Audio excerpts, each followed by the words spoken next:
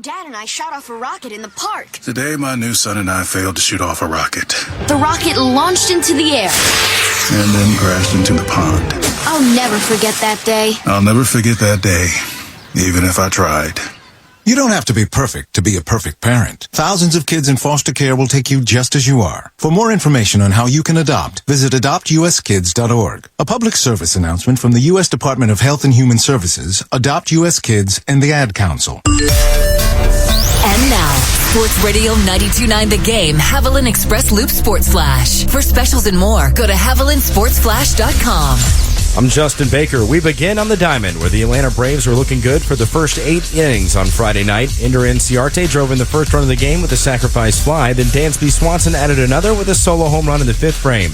Atlanta starter Mike Foltynewicz turned in one of his best starts of his career, throwing 7 shutout innings, allowing just 2 hits and striking out 10 batters. It was the second time he's done that in his career.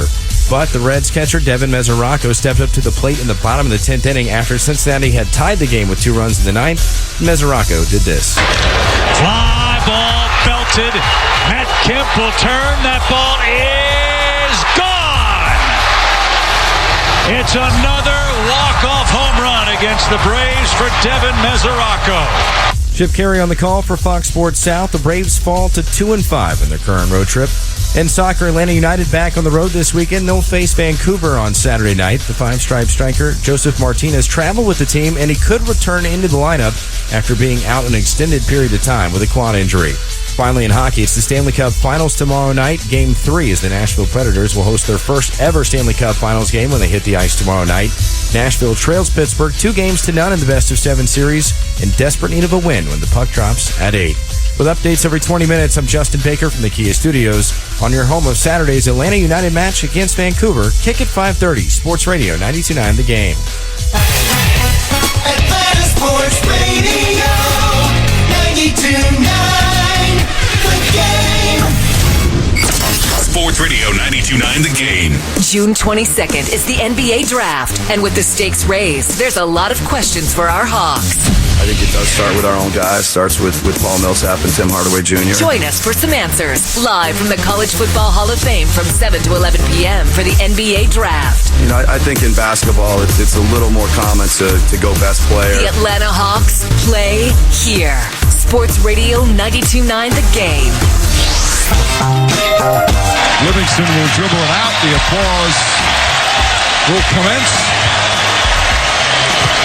as the Golden State Warriors remain perfect in the 2017 postseason. Golden State 13-0, including 7-0 here at Oracle Arena. As LeBron James' Cavs lose on the road for the first time in this postseason, and only their second loss of the playoffs. Welcome back to Sports Radio 92.9 The Game. Jeff Benedict riding solo tonight until 2 a.m. here on Sports Radio 92.9 The Game. I do have Justin Ransom with me, though, as he's doing his thing back there. I appreciate Justin. We'll bring him in the conversation here in just a little bit. So we're going to transition into basketball, right? As the NBA Finals finally got started last night after what seemed like a 90-day layoff. I swear to God, dude, I think I had another birthday from the time the Eastern Conference Finals ended to the time we started the NBA Finals. It just seemed like it was forever. And I know it was only a week, but it seemed like it was absolutely forever. And you look at how last night went. And what was that? A 24-point beating, 22-point beating last night by Golden State against the Cavs. I just, even watching that game last night, and yes, I'm sure that the obligatory, you're high, you're stupid, you're drunk, I'm sure they're all coming because they come every night. It is what it is. It's nothing new. But I feel like the Warriors, one, they did what they had to do, right? They're supposed to win game 1. And I even said last week when I made my prediction that I expected the home team to win every game except for the Cavs win game 7. So last night wasn't a shock to me.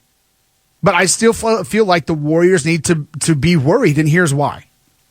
When you look at what happened last night, right? LeBron James is not going to turn the ball over 8 more times in a game. He may have 3 or 4. He's not going to have 8. He had some rust last night. And yet still had a monster game, by the way. He still had 28 points, 15 rebounds, and 8 assists. Right? I mean, that's still a monster game.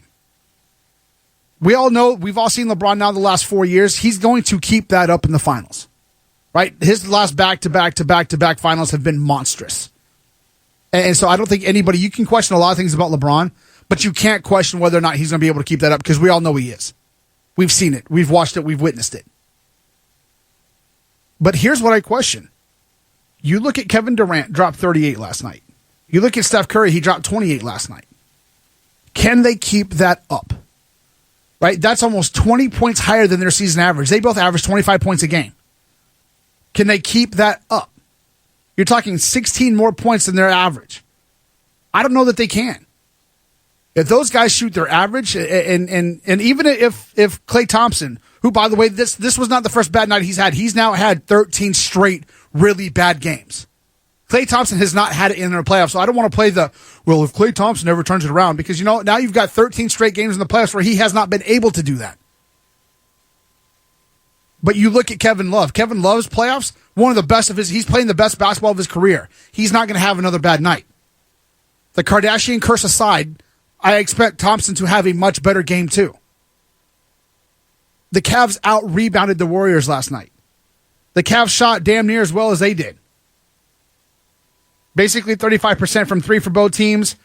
And then you look at the Warriors, they shot 42%. The Cavs shot basically 35%.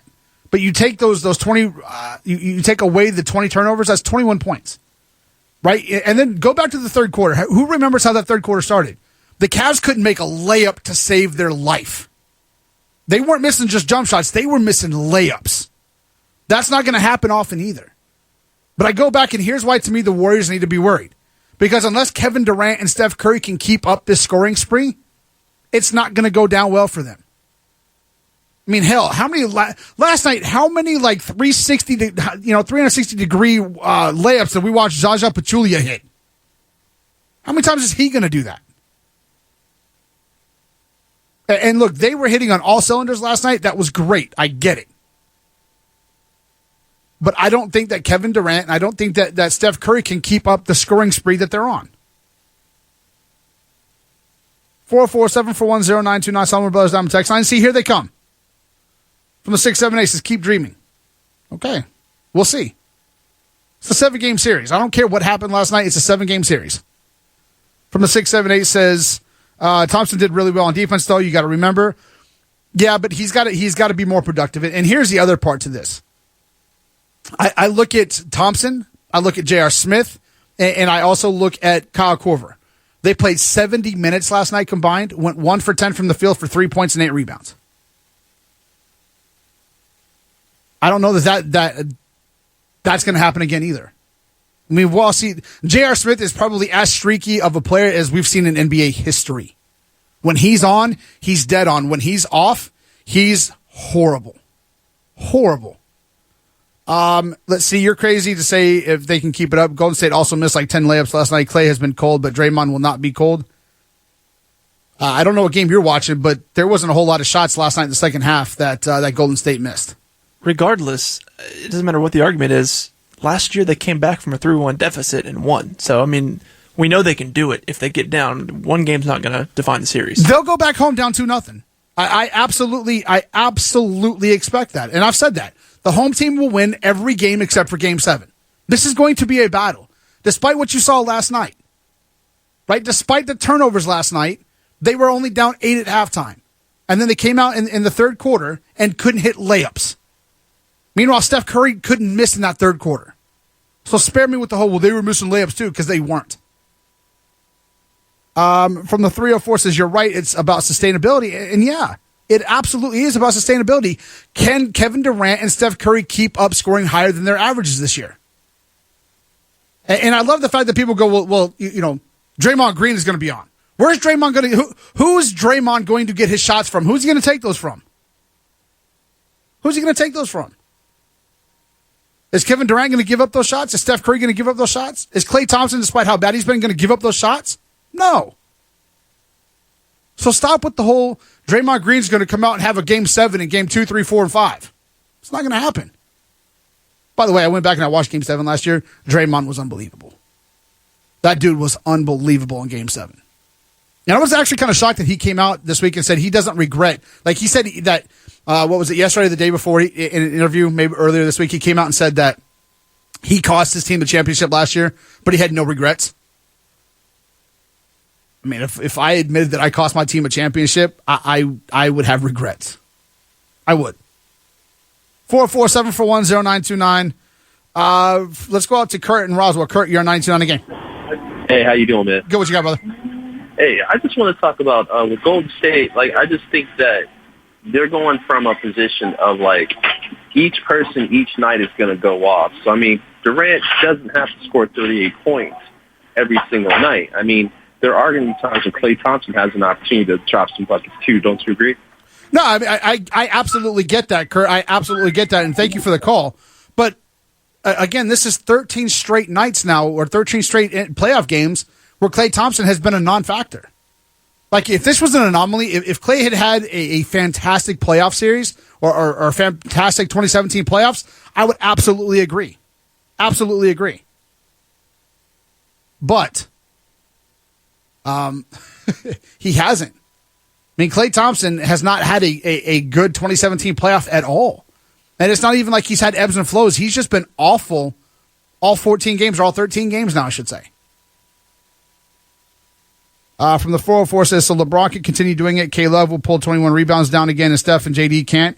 Come on, man. Golden State in 6 games. I didn't say they can't. I said it'll be interesting if they do. And if you listened, I said LeBron has done it now for 4 straight years in the finals. Go back and look. Go back and look. It's not difficult. Let's see. From the 404 says, what game did you watch? Ask your producer to look it. The Cavs came back down with a suspended Draymond and a broke leg Bogut. Okay, that was game 5. I talked about game 7. I really don't know what he's talking about, but okay. Let's see. From the 6 it says, Green is not going to kick groins. Okay, I hope he doesn't. I mean, he's clearly learned his lesson. He hasn't had the antics on the court this year. I mean, he's had a couple flare-ups, but nothing egregious. So he's clearly learned his lesson. From the 678 says, is Klay gone next year? That's the rumblings, right? I mean, that's the rumblings among NBA players. That's the feeling that when you talk to people out in Oakland, they get if you talk to people who are honest out in Oakland, they get that feeling as well that Klay is gone. Because at the end of the day, they can't afford to pay all 4 of these All-Stars, right? Eventually it's going to come down to money. And I know that Kevin Durant came out and said,